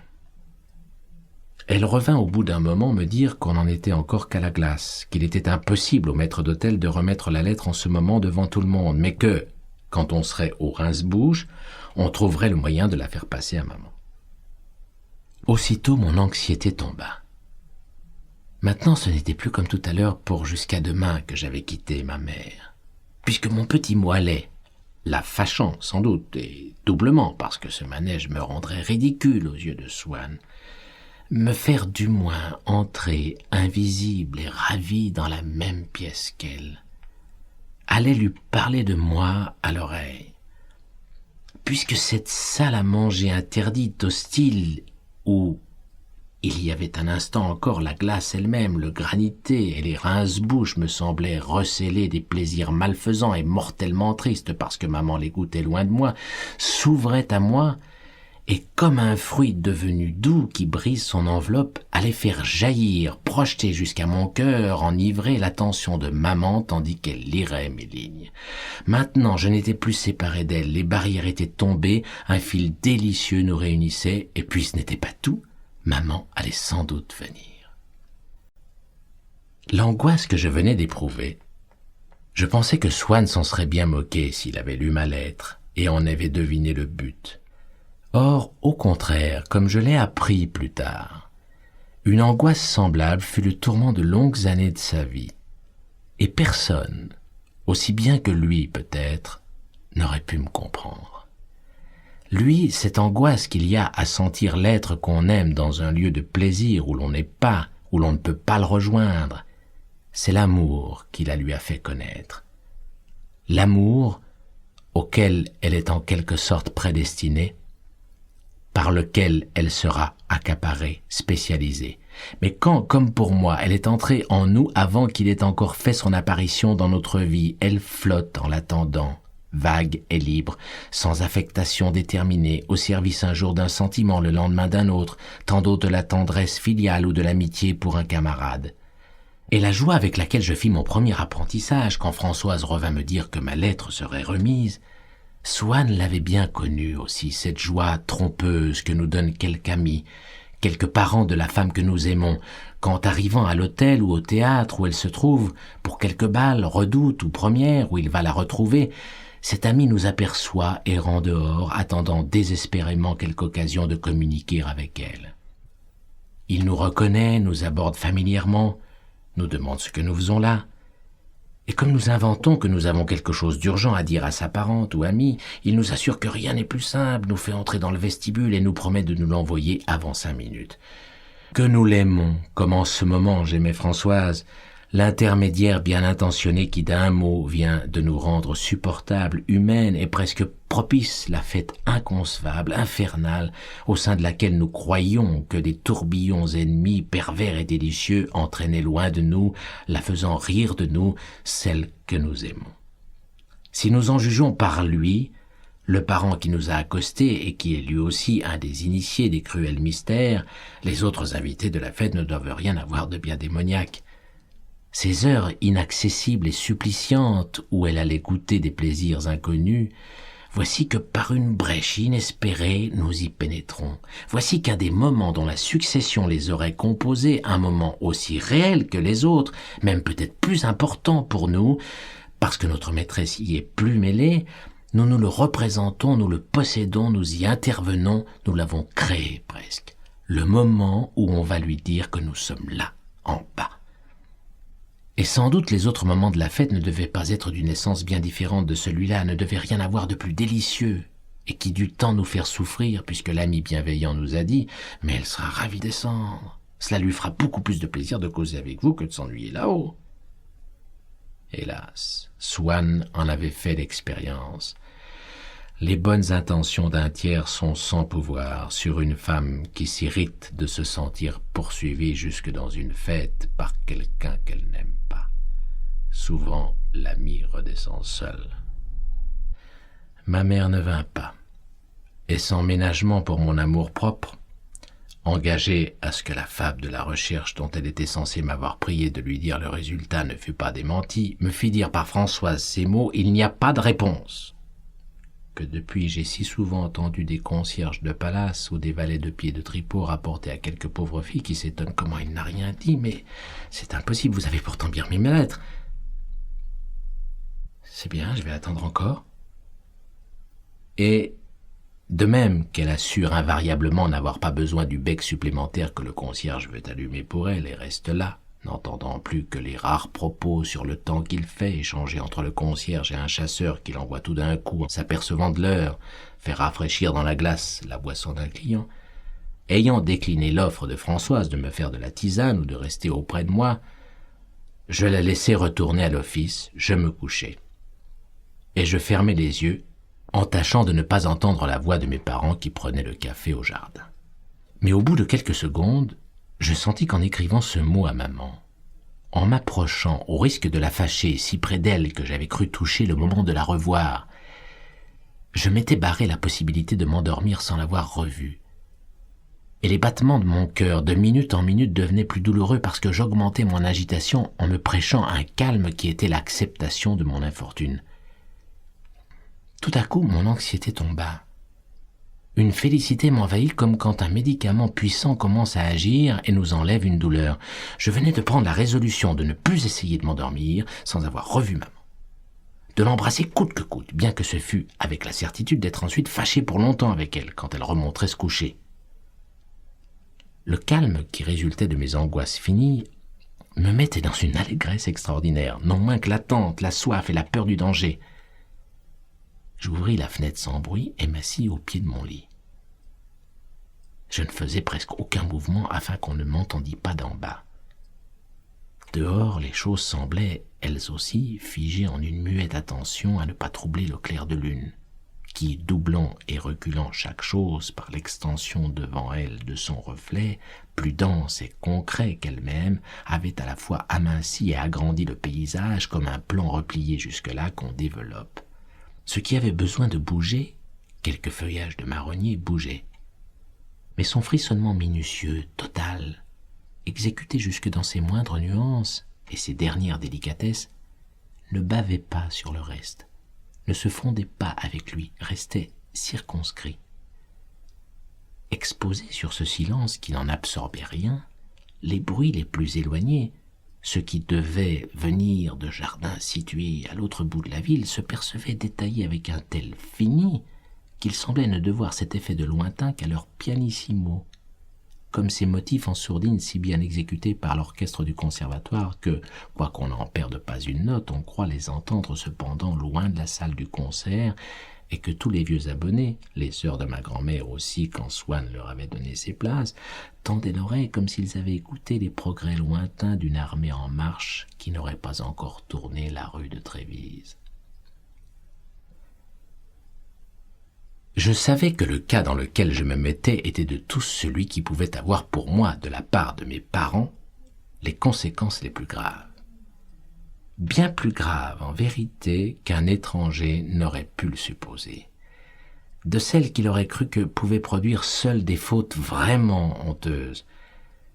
Mais dans l'éducation qu'on me donnait, l'ordre des fautes n'était pas le même que dans l'éducation des autres enfants, et on m'avait habitué à placer avant toutes les autres, parce que sans doute il n'y en avait pas contre lesquelles j'eusse besoin d'être plus soigneusement gardé, celles dont je comprends maintenant que leur caractère commun est qu'on y tombe en cédant à une impulsion nerveuse. Mais alors, on ne prononçait pas ce mot, on ne déclarait pas cette origine qui aurait pu me faire croire que j'étais excusable d'y succomber, ou même peut-être incapable d'y résister. Mais je les reconnaissais bien à l'angoisse qui les précédait comme à la rigueur du châtiment qui les suivait. Et je savais que celle que je venais de commettre était de la même famille que d'autres pour lesquelles j'avais été sévèrement puni, quoique infiniment plus grave. Quand j'irais me mettre sur le chemin de ma mère au moment où elle monterait se coucher, et qu'elle verrait que j'étais resté levé pour lui redire bonsoir dans le couloir, on ne me laisserait plus rester à la maison. On me mettrait au collège le lendemain, c'était certain. Eh bien, dussé-je me jeter par la fenêtre 5 minutes après. J'aimais encore mieux cela. Ce que je voulais maintenant, c'était maman. C'était lui dire bonsoir. J'étais allé trop loin dans la voie qui menait à la réalisation de ce désir pour pouvoir rebrousser chemin.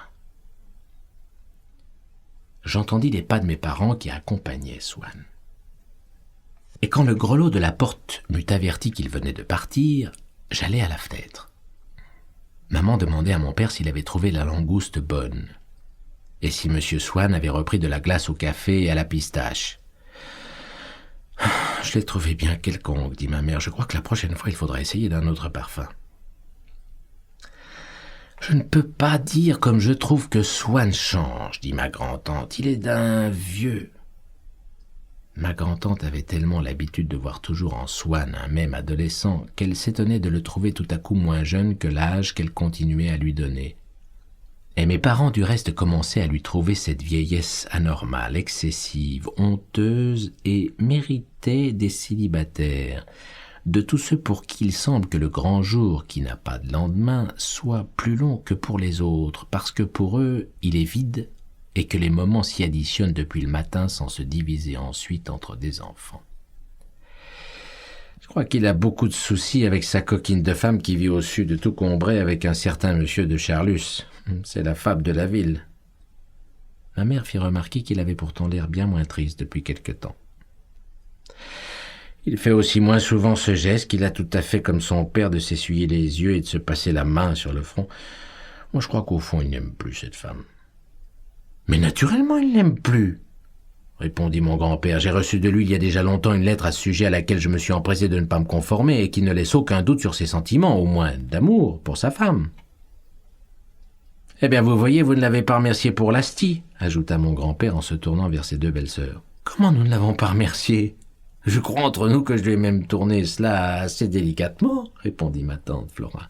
« Oui, t'as très bien arrangé cela, je t'ai admiré, » dit ma tante Céline.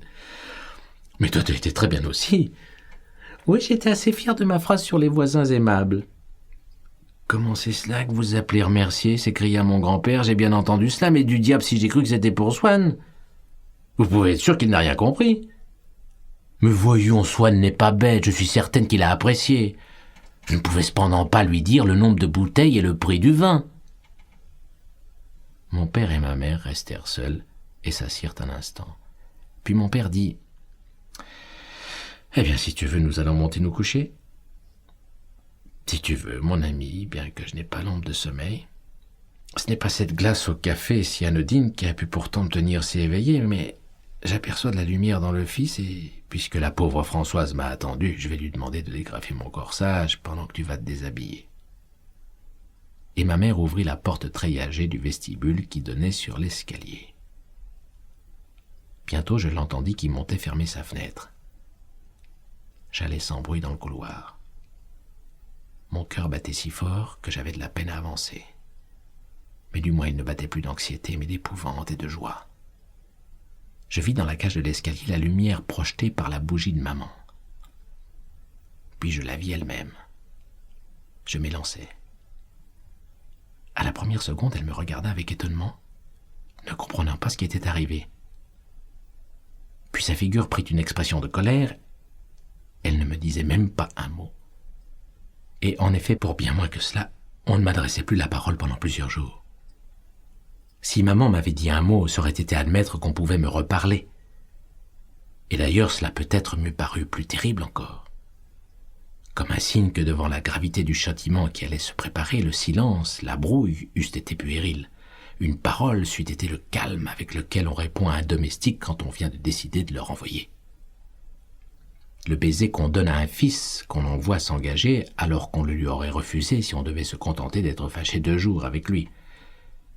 Mais elle entendit mon père qui montait du cabinet de toilette où il était allé se déshabiller, et pour éviter la scène qu'il me ferait, elle me dit d'une voix entrecoupée par la colère: « Sauve-toi, sauve-toi! Qu'au moins ton père ne t'ait vu ainsi attendant comme un fou. » Mais je lui répétais: « Viens me dire bonsoir. » Terrifié en voyant que le reflet de la bougie de mon père s'élevait déjà sur le mur, mais aussi usant de son approche comme d'un moyen de chantage, et espérant que maman, Pour éviter que mon père me trouvât encore là, si elle continuait à refuser, allait me dire « Rentre dans ta chambre, je vais venir ». Il était trop tard, mon père était devant nous. Sans le vouloir, je murmurai ces mots que personne n'entendit. Je suis perdu. Il n'en fut pas ainsi. Mon père me refusait constamment des permissions qui m'avaient été consenties dans les pactes plus larges octroyés par ma mère et ma grand-mère, parce qu'il ne se souciait pas des principes et qu'il n'y avait pas avec lui de droit des gens. Pour une raison toute contingente, ou même sans raison, il me supprimait au dernier moment telle promenade si habituelle, si consacrée, qu'on ne pouvait m'en priver sans parjure. Ou bien, comme il avait encore fait ce soir, longtemps avant l'heure rituelle, il me disait « Allons, monte te coucher, pas d'explication ». Mais aussi parce qu'il n'avait pas de principe, dans le sens de ma grand-mère, il n'avait pas à proprement parler d'intransigeance. Il me regarda un instant d'un air étonné et fâché, puis dès que maman lui eut expliqué en quelques mots embarrassés ce qui était arrivé, il lui dit « Mais va donc avec lui, puisque tu disais justement que tu n'as pas envie de dormir, reste un peu dans sa chambre. Moi je n'ai besoin de rien. » Mais mon ami, répondit timidement ma mère, que j'ai envie ou non de dormir ne change rien à la chose, on ne peut pas habituer cet enfant. Mais il ne s'agit pas d'habituer, dit mon père en haussant les épaules. Tu vois bien que ce petit a du chagrin, il a l'air désolé cet enfant, voyons. Nous ne sommes pas des bourreaux. Quand tu l'auras rendu malade, tu seras bien avancé, puisqu'il y a 2 lits dans sa chambre. Dis donc à Françoise de te préparer le grand lit et couche pour cette nuit auprès de lui. Allons, bonsoir. Moi qui ne suis pas si nerveux que vous, je vais me coucher. On ne pouvait pas remercier mon père. On l'eût agacé par ce qu'il appelait des sensibleries. Je restais sans oser faire un mouvement. Il était encore devant nous, grand, dans sa robe de nuit blanche sous le cachemire de l'Inde violet et rose qu'il nouait autour de sa tête depuis qu'il avait des névralgies, avec le geste d'Abraham dans la gravure d'Abré Benozo Cosoli que m'avait donné M. Swann, disant à Sarah qu'elle a à se départir du côté d'Isaac. Il y a bien des années de cela. La muraille de l'escalier où je vis monter le reflet de sa bougie n'existe plus depuis longtemps. En moi aussi bien, des choses ont été détruites que je croyais devoir durer toujours, et de nouvelles se sont édifiées, donnant naissance à des peines et à des joies nouvelles que je n'aurais pu prévoir alors, de même que les anciennes me sont devenues difficiles à comprendre. Il y a bien longtemps aussi que mon père a cessé de pouvoir dire à maman « Va avec le petit ». La possibilité de telles heures ne renaîtra jamais pour moi. Mais depuis peu de temps, je recommence à très bien percevoir si je prête l'oreille les sanglots que j'eus la force de contenir devant mon père et qui n'éclatèrent que quand je me retrouvais seul avec maman. En réalité, ils n'ont jamais cessé. Et c'est seulement parce que la vie se tait maintenant davantage autour de moi que je les entends de nouveau, comme ces cloches de couvent que couvrent si bien les bruits de la ville pendant le jour qu'on les croirait arrêtés, mais qui se remettent à sonner dans le silence du soir. Maman passa cette nuit-là dans ma chambre. Au moment où je venais de commettre une faute telle que je m'attendais à être obligé de quitter la maison, mes parents m'accordaient plus que je n'eusse jamais obtenu d'eux comme récompense d'une belle action. Même à l'heure où elle se manifestait par cette grâce, la conduite de mon père à mon égard gardait ce quelque chose d'arbitraire et d'immérité qui la caractérisait et qui tenait à ce que, généralement, elle résultait plus de convenances fortuites que d'un plan prémédité. Peut-être même que ce que j'appelais sa sévérité quand il m'envoyait me coucher méritait moins ce nom que celle de ma mère ou ma grand-mère, car sa nature, plus différente en certains points de la mienne que n'était la leur, n'avait probablement pas deviné jusqu'ici combien j'étais malheureux tous les soirs, ce que ma mère et ma grand-mère savaient bien. Mais elle m'aimait assez pour ne pas consentir à m'épargner de la souffrance. Elle voulait m'apprendre à la dominer afin de diminuer ma sensibilité nerveuse et fortifier ma volonté. pour mon père, dont l'affection pour moi était d'une autre sorte, je ne sais pas s'il aurait eu ce courage. Pour une fois où il venait de comprendre que j'avais du chagrin, il avait dit à ma mère « Va donc le consoler ». Maman resta cette nuit-là dans ma chambre, et comme pour ne gâter d'aucun remords ces heures si différentes de ce que j'avais eu le droit d'espérer, quand Françoise, comprenant qu'il se passait quelque chose d'extraordinaire en voyant maman assise près de moi, qui me tenait la main et me laissait pleurer sans me gronder, lui demanda « Mais madame, qu'a donc monsieur à pleurer ainsi ?» Maman lui répondit « Mais il ne sait pas lui-même, Françoise, il est énervé. Préparez-moi vite le grand lit et montez vous coucher. » Ainsi, pour la première fois, ma tristesse n'était plus considérée comme une faute punissable, mais comme un mal involontaire qu'on venait de reconnaître officiellement, comme un état nerveux dont je n'étais pas responsable.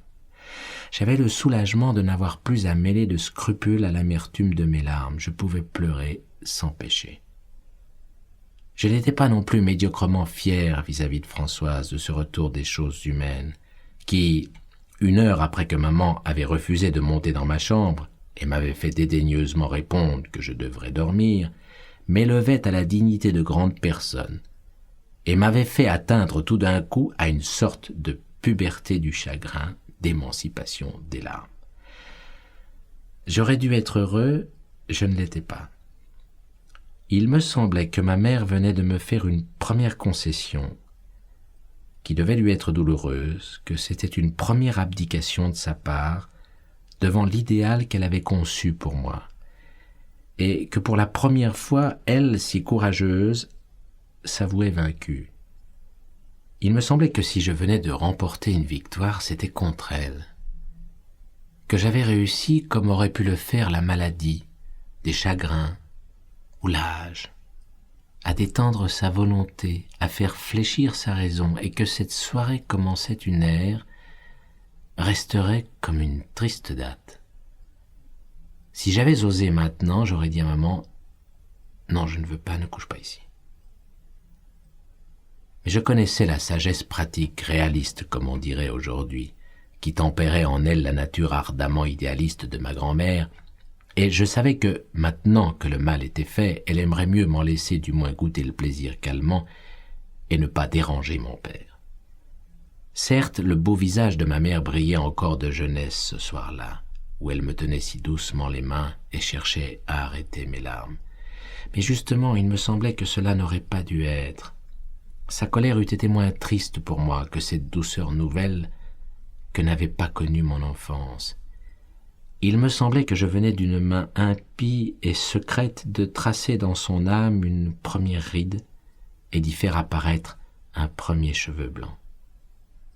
Cette pensée redoubla mes sanglots, et alors je vis maman, qui jamais ne se laissait aller à aucun attendrissement avec moi, être tout d'un coup gagnée par le mien et essayer de retenir une envie de pleurer. Comme elle sentit que je m'en étais aperçu, elle me dit en riant « Voilà mon petit Jaunet, mon petit serin, qui va rendre sa maman aussi bêtasse que lui, pour peu que cela continue. Voyons, puisque tu n'as pas sommeil, ni ta maman non plus, ne restons pas à nous énerver, faisons quelque chose, prenons un de tes livres. » Mais je n'en avais pas là. « Est-ce que tu aurais moins de plaisir si je sortais déjà les livres que ta grand-mère doit te donner pour ta fête ? Pense bien, tu ne seras pas déçu de ne rien avoir après-demain. » J'étais au contraire enchanté.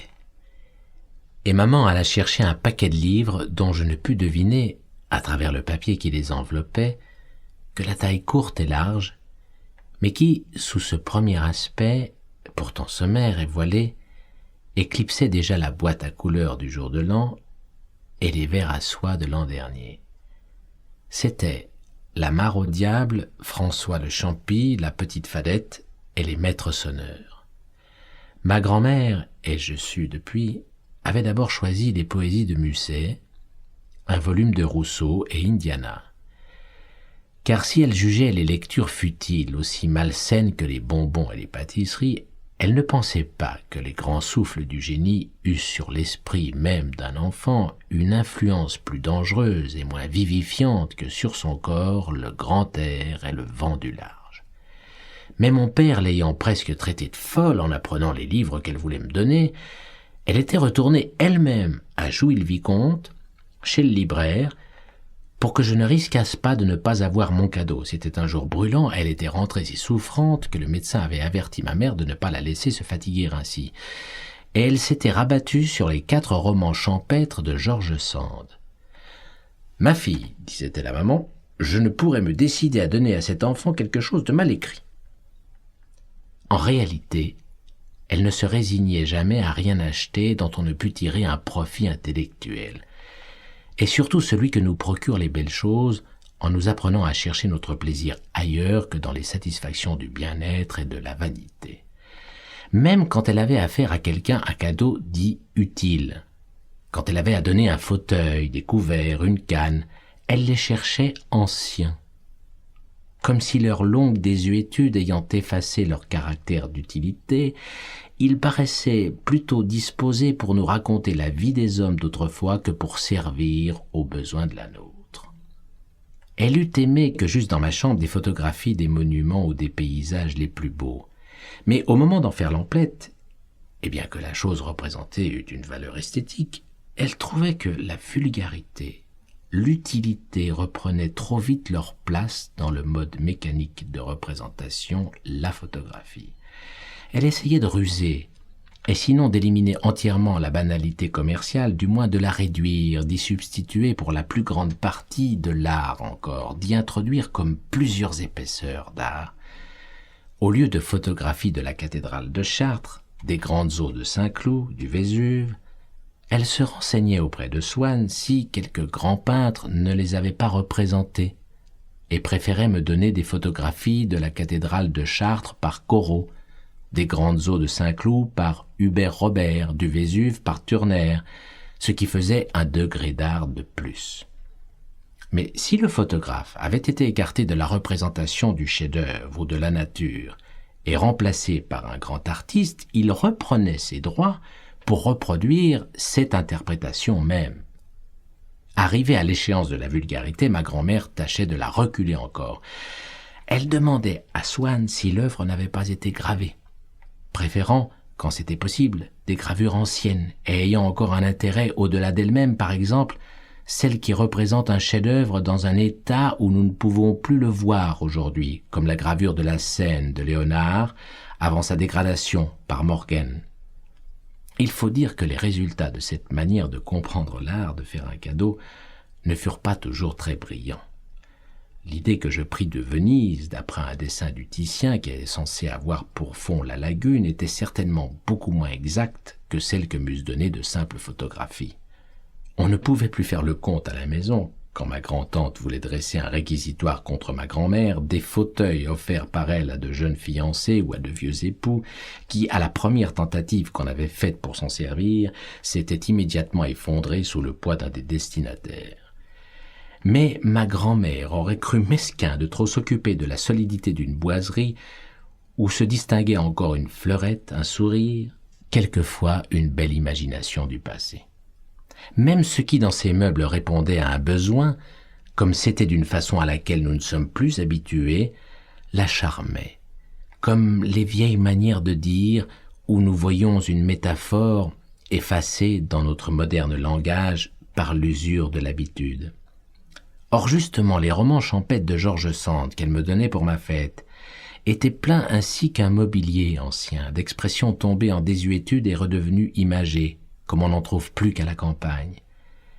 Et ma grand-mère les avait achetés de préférence à d'autres, comme elle eût loué plus volontiers une propriété où il y aurait eu un pigeonnier gothique ou quelqu'une de ces vieilles choses qui exercent sur l'esprit une heureuse influence en lui donnant la nostalgie d'impossibles voyages dans le temps. Maman s'assit à côté de mon lit. Elle avait pris François le Champy, à qui sa couverture rougeâtre et son titre incompréhensible donnaient pour moi une personnalité distincte et un attrait mystérieux. Je n'avais jamais lu encore de vrais romans. J'avais entendu dire que George Sand était le type du romancier.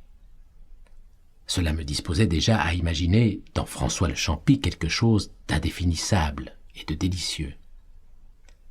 Les procédés de narration destinés à exciter la curiosité ou l'attendrissement certaines façons de dire qui éveillent l'inquiétude et la mélancolie, et qu'un lecteur un peu instruit reconnaît pour commun à beaucoup de romans, me paraissaient simplement, à moi qui considérais un livre nouveau non comme une chose ayant beaucoup de semblables, mais comme une personne unique n'ayant de raison d'exister qu'en soi, une émanation troublante de l'essence particulière à François Le Champy.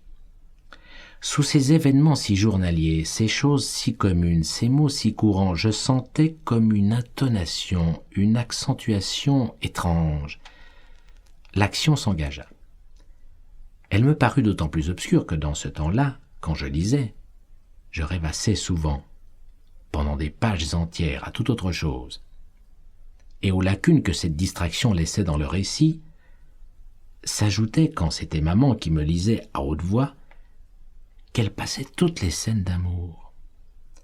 Aussi, tous les changements bizarres qui se produisent dans l'attitude respective de la meunière et de l'enfant, et qui ne trouvent leur explication que dans les progrès d'un amour naissant, me paraissaient empreints d'un profond mystère dont je me figurais volontiers que la source devait être dans ce nom inconnu et si doux de Champy, qui mettait sur l'enfant, qui le portait sans que j'en susse pourquoi, sa couleur vive, empourprée et charmante.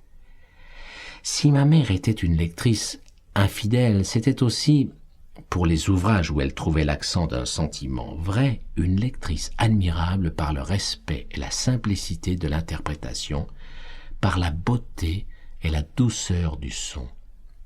Même dans la vie, quand c'étaient des êtres et non des œuvres d'art qui excitaient ainsi son attendrissement ou son admiration, c'était touchant de voir avec quelle déférence elle écartait de sa voix, de son geste, de ses propos, tel éclat de gaieté qui eût pu faire mal à cette mère qui avait autrefois perdu un enfant, tel rappel de fête, d'anniversaire qui aurait pu faire penser ce vieillard à son grand âge, tel propos de ménage qui aurait paru fastidieux à ce jeune savant. De même, quand elle lisait la prose de George Sand, qui respire toujours cette bonté, cette distinction morale que maman avait appris de ma grand-mère à tenir pour supérieure à tout dans la vie, et que je ne devais lui apprendre que bien plus tard à ne pas tenir également pour supérieure à tout dans les livres, attentive à bannir de sa voix toute petitesse, toute affectation qui eût pu empêcher le flot puissant d'y être reçu, elle fournissait toute la tendresse naturelle, toute l'ample douceur qu'elle réclamait à ces phrases qui semblaient écrites pour sa voix et qui, pour ainsi dire, tenaient tout entière dans le registre de sa sensibilité. Elle retrouvait, pour les attaquer dans le ton qu'il faut, l'accent cordial qui leur préexiste et les dicta, mais que les mots n'indiquent pas. Grâce à lui, elle amortissait au passage toute crudité dans les temps des verbes, donnait à l'imparfait et au passé défini la douceur qu'il y a dans la bonté, la mélancolie qu'il y a dans la tendresse, dirigeait la phrase qui finissait vers celle qui allait commencer, tantôt pressant, tantôt ralentissant la marche des syllabes pour les faire entrer, quoique leurs quantités fussent différentes dans un rythme uniforme. Elle insufflait à cette prose si commune une sorte de vie sentimentale et continue. Mes remords étaient calmés. Je me laissais aller à la douceur de cette nuit où j'avais ma mère auprès de moi.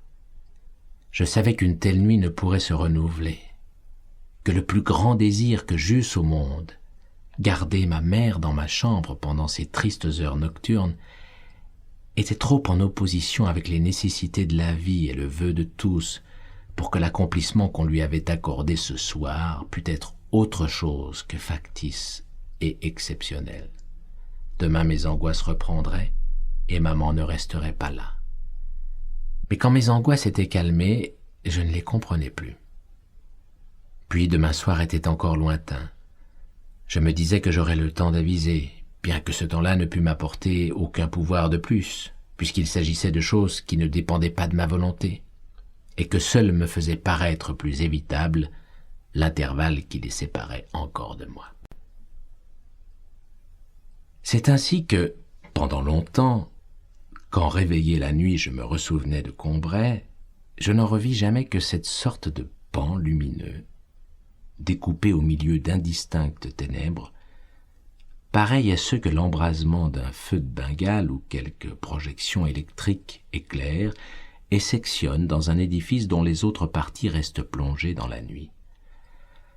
À la base, assez large, le petit salon, la salle à manger, l'amorce de l'allée obscure par où arriverait Monsieur Swann, l'auteur inconscient de mes tristesses, le vestibule où je m'acheminais vers la première marche de l'escalier si cruel à monter, qui constituait à lui seul le tronc fort étroit de cette pyramide irrégulière. Et au fait, ma chambre à coucher avec le petit couloir à porte vitrée pour l'entrée de maman. En un mot, toujours vu à la même heure, isolé de tout ce qu'il pouvait y avoir autour, se détachant seul sur l'obscurité, le décor strictement nécessaire, comme celui qu'on voit indiqué en tête des vieilles pièces pour les représentations en province, au drame de mon déshabillage, comme si Combray n'avait consisté qu'en 2 étages reliés par un mince escalier, et comme s'il n'y avait jamais été que 7 heures du soir. À vrai dire, j'aurais pu répondre à qui m'eût interrogé que Combray comprenait encore autre chose, et existait à d'autres heures. Mais comme ce que je m'en serais rappelé m'eût été fourni seulement par la mémoire volontaire, la mémoire de l'intelligence, et comme les renseignements qu'elle donne sur le passé ne conservent rien de lui, je n'aurais jamais eu envie de songer à ce reste de Combray. Tout cela était en réalité mort pour moi. Mort à jamais, c'était possible. Il y a beaucoup de hasard en tout ceci, et un second hasard, celui de notre mort, souvent ne nous permet pas d'attendre longtemps les faveurs du premier. Je trouve très raisonnable la croyance celtique que les âmes de ceux que nous avons perdus sont captives dans quelque être inférieur, dans une bête, un végétal, une chose inanimée, perdus en effet pour nous jusqu'au jour, qui pour beaucoup ne vient jamais, où nous nous trouvons passés près de l'arbre, entrés en possession de l'objet qui est leur prison. Alors elles tressaillent, nous appellent, et sitôt que nous les avons reconnues, l'enchantement est brisé. Délivrées par nous, elles ont vaincu la mort et reviennent vivre avec nous. Il en est ainsi de notre passé. C'est peine perdue que nous cherchions à l'évoquer. Tous les efforts de notre intelligence sont inutiles. Il est caché hors de son domaine et de sa portée, en quelque objet matériel, en la sensation que nous donnerait cet objet matériel que nous ne soupçonnons pas. Cet objet, il dépend du hasard que nous le rencontrions avant de mourir ou que nous ne le rencontrions pas. Il y avait déjà bien des années que de Combray, tout ce qui n'était pas le théâtre et le drame de mon coucher n'existait plus pour moi. Quand un jour d'hiver, comme je rentrais à la maison, ma mère, voyant que j'avais froid, me proposa de me faire prendre, contre mon habitude, un peu de thé. Je refusai d'abord. Et je ne sais pourquoi, me ravisai. Elle envoya chercher un de ces gâteaux courts et dodus, appelé Petite Madeleine, qui semble avoir été moulé dans la valve rainurée d'une coquille de Saint-Jacques.